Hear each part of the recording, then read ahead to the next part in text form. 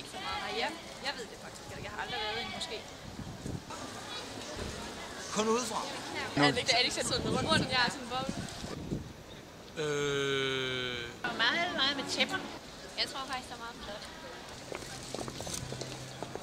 Ja, og så er der et herrebederum og et kvindebederum. Jamen, jeg går ud fra, at det på egentlig mange måder er lidt ligesom i en kristen kirke med ornamenter og udsmykning.